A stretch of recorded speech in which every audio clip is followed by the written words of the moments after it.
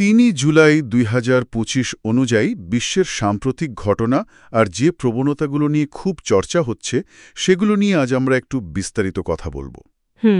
আমাদের আলোচনাটা হবে মূলত বিভিন্ন নির্ভরযোগ্য আর্টিকেল, কিছু গবেষণা রিপোর্ট আর আমাদের নোটসের ওপর ভিত্তি করে। আচ্ছা।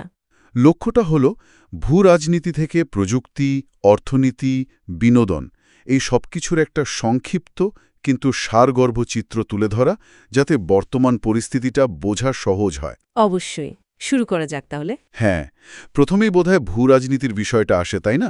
এটা তো এখনও বেশ উত্তপ্ত। খুবই।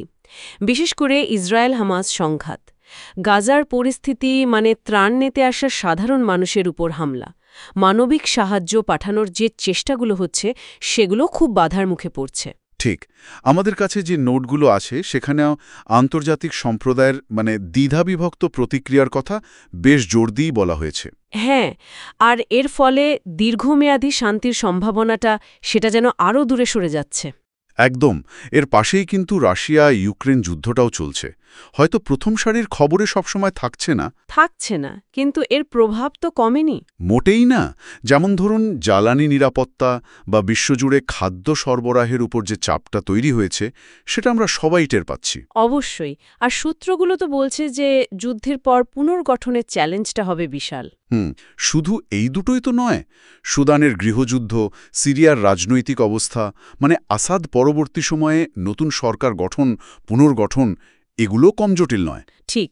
আর হাইতি, মায়ানমার, ইয়েমেন, এই দেশগুলোতেও তো অনেকদিন ধরে অস্থিতিশীলতা চলছে। হ্যাঁ, নোটগুলোতে সেগুলোর কথাও আছে। মনে হচ্ছে যেন বিভিন্ন অঞ্চলের এই সংকটগুলো আসলে একে অপরের উপর একটা প্রভাব ফেলছে, তাই না? একটা সামগ্রিক চাপের মতো, বৈশ্বিক স্থিতিশীলতার ওপর। আচ্ছা, এই যে ভূ রাজনৈতিক এত ডামাডোল, এর সমান্তরালেই কিন্তু প্রযুক্তি, বিশেষ করে এআই বা কৃত্রিম বুদ্ধিমত্তা, সেটা খুব দ্রুত আমাদের জীবন বদলে দিচ্ছে। কিন্তু এর প্রভাব তো আরও গভীরে যাচ্ছে, তাই না?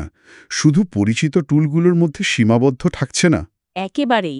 আমরা তো খালি ছবি তৈরি বা কোড লেখার কথাই ভাবি, কিন্তু ধরুন মাইক্রোসফটের ওই যে MAI DxO সিস্টেম। হ্যাঁ, ওটার কথা আমিও পড়েছি। ওটা তো মেডিকেল ইমেজ বিশ্লেষণ করে রোগ নির্ণয়ে প্রায় 85% নির্ভুল, রিপোর্ট অনুযায়ী মানুষের চেয়ে প্রায় 4 গুণ বেশি সক্ষমতা। ভাবা যায়। আবার গুগল ডিপ মাইন্ড জিনোমিক্স নিয়ে যা করছে তার প্রভাব তো যুগান্তকারী হতে পারে ভবিষ্যতে। রোবোটিক্সেও তো শুনছি ভয়েস কমান্ড শুনে কাজ করার মতো মডেল তৈরি হচ্ছে। হ্যাঁ, ভিশন ল্যাঙ্গুয়েজ অ্যাকশন মডেল। ভবিষ্যতের সম্ভাবনাগুলো কিন্তু অসংখ্য। সম্ভাবনা যেমন আছে, তেমনই আবার ওই যে চাকরির বাজার নিয়ে একটা চিন্তা। এআই এর কারণে চাকরি চলে যাবে কিনা। এই এআই জব প্রেডিকশনস, এটা নিয়ে তো কর্পোরেট জগতে বিরাট আলোচনা চলছে। আমাদের রিপোর্টগুলোতেও এই প্রসঙ্গটা বারবার এসছে। এমনকি ওই যে মৃত প্রিয়জনের স্মৃতিকে ডিজিটালভাবে অ্যানিমেট করার প্রযুক্তি, এগুলোর নৈতিক দিক নিয়েও তো প্রশ্ন উঠছে। এবং সেগুলো খুবই জরুরি প্রশ্ন। তবে মজার ব্যাপার হলো, এআই দিয়ে আবার ভুল তথ্য ছড়ানো আটকানোর চেষ্টা হচ্ছে। যেমন ধরুন গ্লোবাল ফ্যাক্ট চেক, চ্যাটবট বা এক্স প্ল্যাটফর্মের কমিউনিটি নোটস। কিন্তু এখানেও একটা কিন্তু আছে, তাই না? কিছু গবেষণা বলছে এআই নিজেই হয়তো আরও উন্নত মানের ভুল তথ্য তৈরিতে সাহায্য করতে পারে। ঠিক তাই। একটা অদ্ভুত টানাপোড়েন। একদিকে সমস্যার সমাধান, অন্যদিকে নতুন সমস্যা তৈরির সম্ভাবনা। আচ্ছা, প্রযুক্তি তো একদিকে এত দ্রুত এগোচ্ছে, কিন্তু অর্থনীতির চাকাটা যেন একটু বেশ চাপের মুখে আছে বিশ্বজুড়ে। আছে। আমরা যে পূর্বাভাসগুলো দেখছিলাম তাতে তো 2025 সালের জন্য গ্লোবাল গ্রোথের হার কমানো হয়েছে। হ্যাঁ, বাণিজ্য নিয়ে উত্তেজনা আর নীতির অনিশ্চয়তা, এগুলোকেই প্রধান কারণ বলা হচ্ছে। মুদ্রাস্ফীতি হয়তো একটু কমবে, এরকম একটা আশা করা হচ্ছে। কিন্তু শ্রম বাজারে এআই কী প্রভাব ফেলবে সেই নিয়ে একটা চাপা উদ্বেগ কিন্তু রয়েই গেছে। আর উন্নয়নশীল দেশগুলোর ঋণের বোঝা, সেটা কমানোর উপায় নিয়েও তো বেশ আলোচনা চলছে। এর সাথে যোগ হয়েছে ভূ রাজনৈতিক বিভাজন। দেশগুলো এখন বাণিজ্য বা সেবার ক্ষেত্রে আরও ভাগ হয়ে যাচ্ছে। এর ফলে ব্যবসাগুলোকেও তাদের সাপ্লাই চেইন নতুন করে সাজাতে হচ্ছে। যার প্রভাব পড়ছে পণ্যের দাম আর প্রাপ্যতার উপর। একদম। মার্কিন চীন বাণিজ্য সম্পর্ক নিয়েও তো একটা মিশ্র ছবি দেখা যাচ্ছে। আলোচনার কথা শোনা গেলেও আগের শুল্কগুলোর প্রভাব মার্কিন অর্থনীতিতে এখনও বেশ ভালোভাবেই আছে। আর চীন হয়তো এখন মার্কিন বাজার বাদ দিয়ে এশিয়া বা ইউরোপের দিকে বেশি নজর দিচ্ছে রপ্তানির জন্য, এরকমটাই ইঙ্গিত পাওয়া যাচ্ছে সূত্রগুলো থেকে। আচ্ছা, এইসব গুরুগম্ভীর ভূ রাজনীতি আর অর্থনীতির খবরের ভিড়ে বিনোদন দুনিয়াটা কিন্তু নিজের তালে বেশ সরগরম। সব সময়ই থাকে। যেমন ধরুন, বলিউডের রামায়ণা পার্ট 1-এর ফার্স্ট লুক নিয়ে কি পরিমাণ আলোচনা। অভাবনীয়। আবার দীপিকা পাড়ুকোনের Hollywood walk of fame star পাওয়া, এটাও তো একটা বড় ঘটনা ভারতীয় সিনেমার জন্য। অবশ্যই, এটা বিশ্বমঞ্চে ভারতীয় সিনেমার পরিচিতি বাড়ারই একটা লক্ষণ। বক্স অফিসেও তো কিছু ছবি ভালো করছে, যেমন মা বা আমির খানের সিতারে জমিন পর। হ্যাঁ, আর আমির খানের ওই যে ওটিটি রিলিজ না করার সিদ্ধান্ত, এটাও কিন্তু ইন্ডাস্ট্রির ভেতরে নানা কৌশল নিয়ে ভাবাচ্ছে। অন্যদিকে শন ডিডি কমসের মামলার রায়টা আর সেটা নিয়ে যে ডকুমেন্টারি হচ্ছে, সেই খবরগুলো বেশ আলোড়ন ফেলেছে। বিনোদন জগতের আইনি আর নৈতিক দিকগুলো সামনে আসছে। আর কে-পপ তারকাদের কথা তো বলাই বাহুল্য। বিটিএসের জাংকুক বা অন্যদের জনপ্রিয়তা তো কমেনি।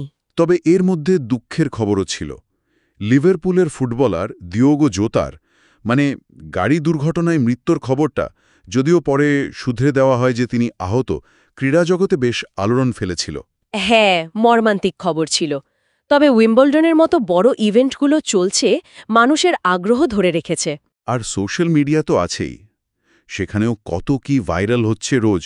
বিমা জালিয়াতির জন্য মৃত্যুর নাটক করা থেকে শুরু করে প্রতিবেশীর অদ্ভুত আচরণ, high profile true crime case, রাজ পরিবারের খবর সবই চলছে।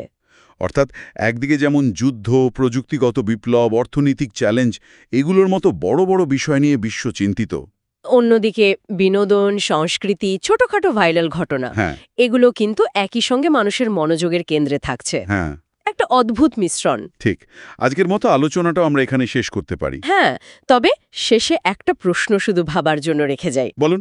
এই যে এত এত তাৎক্ষণিক ঘটনা, ভাইরাল ট্রেন্ড আমরা দেখছি রোজ, এগুলোর গভীরে এমন কোনো দীর্ঘমেয়াদী পরিবর্তন কি নীরবে ঘটে চলেছে, যা হয়তো আমাদের আজকের আলোচনায় সেভাবে উঠে এলো না, কিন্তু যা আসলে আমাদের সমাজ আর ব্যক্তিজীবনকে সবচেয়ে বেশি প্রভাবিত করতে চলেছে? এটা সত্যি ভাবনার বিষয়। হয়তো এটা নিয়ে আরেকদিন কথা বলা যাবে। নিশ্চয়ই। ৩ জুলাই ২০২৫ অনুযায়ী বিশ্বের সাম্প্রতিক ঘটনা আর যে প্রবণতাগুলো নিয়ে খুব চর্চা হচ্ছে,